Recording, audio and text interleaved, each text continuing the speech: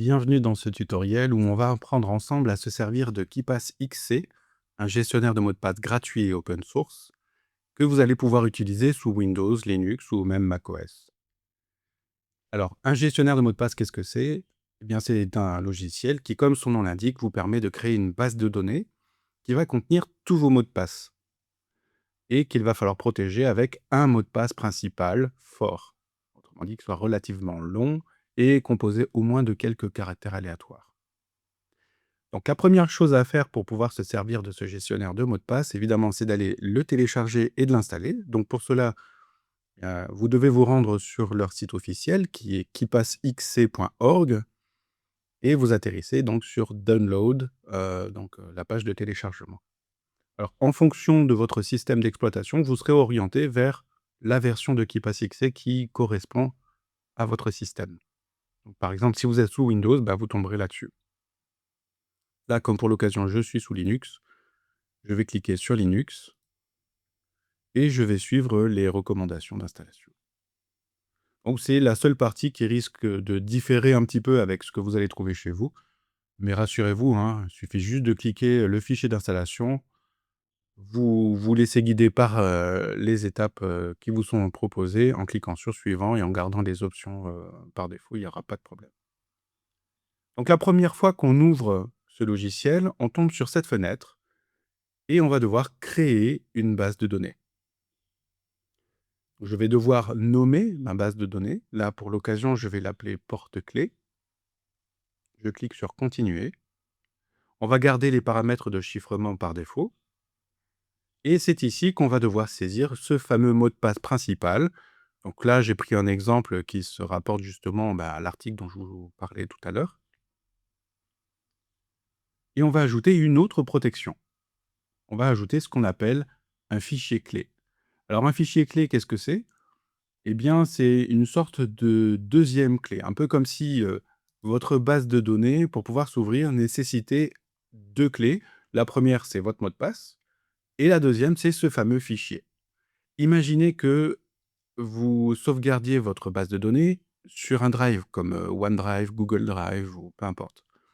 Si quelqu'un en venait à pirater votre compte et à récupérer ce fichier, et s'il était très doué et qu'il arrivait même à deviner votre mot de passe, s'il n'a pas ce fichier clé, il pourra quand même pas ouvrir votre base de données. Donc on comprend, c'est important d'enregistrer ce fameux fichier clé dans un autre dossier que celui qui va contenir votre base de données. Alors ce fichier, il peut être généré par KeePassXC, mais ça peut être n'importe quel fichier de votre ordinateur. Alors je vous suggère d'éviter tout ce qui est fichier texte ou n'importe quel fichier qui pourrait être modifié accidentellement, parce que si le fichier en question est modifié, le gestionnaire va plus le reconnaître et vous ne serez plus en mesure d'ouvrir votre base de données. Donc mieux vaut utiliser, des photographies par exemple qui sont un petit peu moins susceptibles d'être modifiées par erreur. Donc là, je clique sur parcourir et vous voyez, lorsque j'arrive sur mon dossier là, lui, il va chercher tous les fichiers clés. Autrement dit, les fichiers clés générés normalement par l'application KeePassXC. Donc là, je vais devoir aller, sur cette petite flèche là et puis cliquer sur tous les fichiers. Je veux qu'il m'affiche tous les fichiers et là, du coup, je vois mon fichier chaton.jpeg. Voilà, bon, je vais sélectionner cette photographie et c'est elle qui va me servir de fichier clé. Donc ça veut dire que si demain, je veux utiliser mon gestionnaire de mots de passe et mes mots de passe sur un autre appareil, je vais devoir non seulement copier ou avoir accès à ma base de données, mais il me faudra aussi copier ce fameux fichier clé, sans quoi je ne serai pas en mesure d'ouvrir mon gestionnaire. Donc je clique sur terminer. Là, il va falloir enregistrer la base de données. Donc, je vais créer un dossier dans lequel je vais l'enregistrer. Je vais l'appeler trousseau. Je clique sur créer et je vais rentrer le nom du fichier que je vais aussi appeler porte-clés. Et là, je clique sur enregistrer. Là, ça y est, j'ai une base de données qui est vierge. Et maintenant, ce qu'on va faire, c'est qu'on on va modifier quelques paramètres. Alors, il faut se rendre dans Outils, Paramètres, et on va modifier quelques-uns. Alors, le premier, c'est lancer automatiquement KeePassXC au démarrage du système.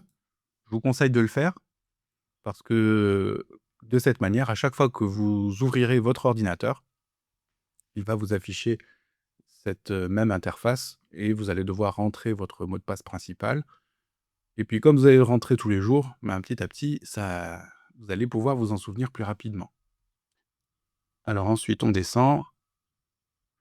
Dans la gestion des entrées, voilà, copier les données en double-cliquant sur le champ de l'entrée affichée. Vous allez voir, c'est très pratique.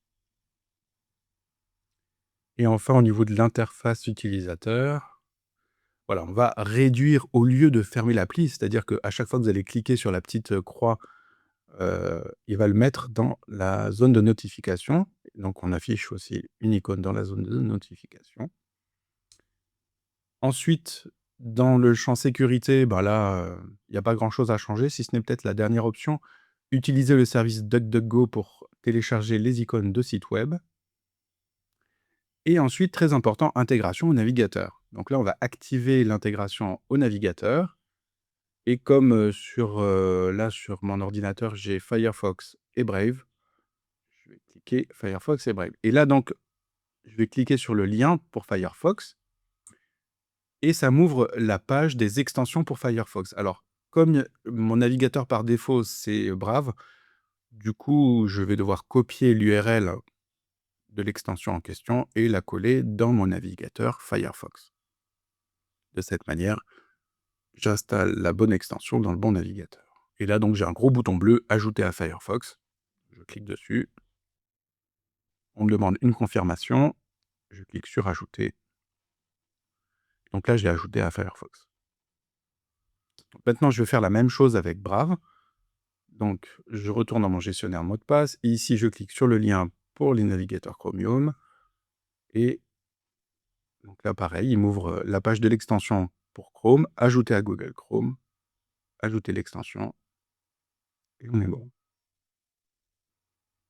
Je retourne dans KeePassXC. Donc après, le reste des options, elles sont plus destinées à des utilisateurs avancés. Donc, ça ne sera pas l'objet de ce tutoriel. Je clique sur OK. Je clique sur les en-têtes des colonnes et je sélectionne mot de passe parce que j'aimerais pouvoir double-cliquer sur un mot de passe pour pouvoir le copier facilement. Rassurez-vous, il ne sera pas affiché en clair. Et donc ensuite, je vais créer des groupes. C'est un peu comme des dossiers. Par exemple, je vais créer un groupe email parce qu'on est plusieurs à avoir pas mal de comptes email. Et vous voyez, j'ai même je peux même sélectionner une petite icône. Voilà. On va créer un autre groupe. On n'a qu'à l'appeler banque. C'est ici que je vais mettre voilà, mes identifiants pour mes banques. Encore un dernier groupe. Là, par exemple, pour les sites internet. Voilà. Pour mes sites internet. Et toujours pareil, si je veux, je peux sélectionner une icône personnalisée si j'en ai envie. Donc ça peut être le W pour WordPress par exemple, ou le petit globe, voilà, ça va bien. OK. Et donc maintenant, ce que je vais faire, je vais ajouter une nouvelle entrée. Donc on va le faire pour les emails. Donc plutôt, voilà. Ici. Et donc, quand je clique sur ajouter nouvelle entrée, j'ai cette interface. Donc je rentre d'abord le titre. Donc là, par exemple, compte Google. Je mets le nom d'utilisateur et je mets le mot de passe. Alors si c'est un nouveau compte, je vais pouvoir utiliser la fonctionnalité générer un mot de passe. Et là, vous voyez, j'ai différentes options. Soit j'utilise voilà, un mot de passe généré par KeePassXC, soit une phrase de passe. Alors une phrase de passe, qu'est-ce que c'est? C'est une suite de mots qui sont dans un dictionnaire. Là, c'est un dictionnaire anglais, hein, c'est la première fois qu'on l'utilise. Si vous voulez un dictionnaire français, vous pouvez le télécharger. Et sinon, la plupart du temps, en règle générale, on utilise un mot de passe. Et là, vous voyez, je peux changer la longueur du mot de passe, le type de caractère que je veux voir affiché ou non. Je peux le changer et une fois que je suis décidé, j'applique le mot de passe. Bon, là, comme il s'agit d'un site existant, il me faut copier mon mot de passe dans ce champ-là. Et ensuite, je vais mettre l'URL de connexion, autrement dit, l'adresse internet du site sur lequel je dois me connecter. Donc là, par exemple, account.google.com.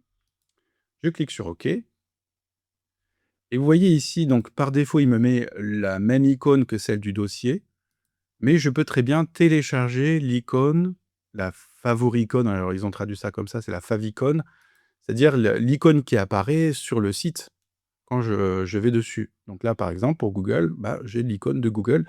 Ça me permet d'avoir un aperçu plus rapide des différents comptes qui sont dans ce dossier. Et quand je clique sur l'URL, il va m'ouvrir cette page directement dans mon navigateur internet. Alors vous allez voir, la première fois, si je clique dessus, voilà, il me dit erreur, la base de données actuelle n'est pas connectée. Donc ce qu'il faut, c'est permettre au navigateur de communiquer avec mon logiciel, avec mon gestionnaire de base de données. Pour ça, il faut que je clique sur l'extension. Et là, vous voyez ce petit bouton bleu connecter. Donc je clique dessus.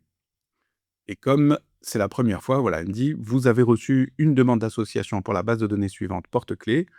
Attribuez à cette connexion un nom ou un identifiant unique, par exemple Chrome Laptop. Donc là, pour l'occasion, je vais l'appeler Braf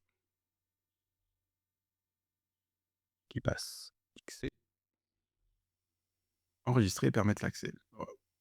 Et ensuite, il va me demander si j'autorise qui passe XC à communiquer ce compte en particulier. Donc je vais cliquer sur mémoriser pour éviter d'avoir à le répéter, permettre les éléments autorisés. Voilà.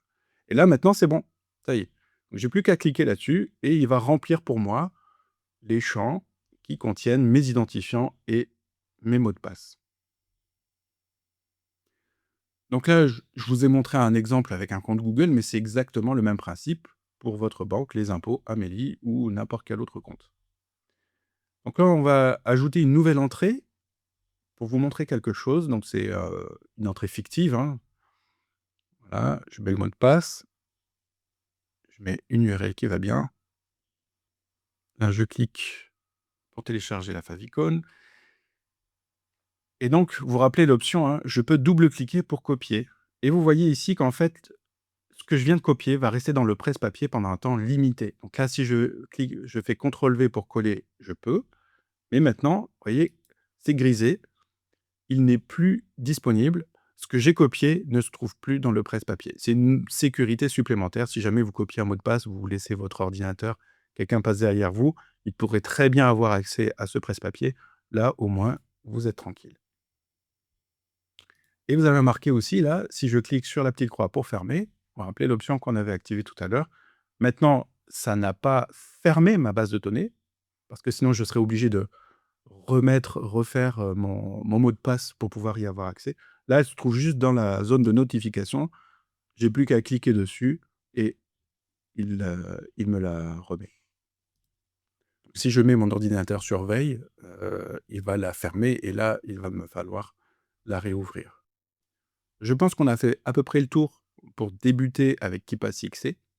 Si vous avez apprécié cette vidéo, qu'elle vous a été utile, n'hésitez pas à liker. Si vous avez des questions, n'hésitez pas à les poser en commentaire ou à me contacter. Je me ferai un plaisir d'y répondre si je peux.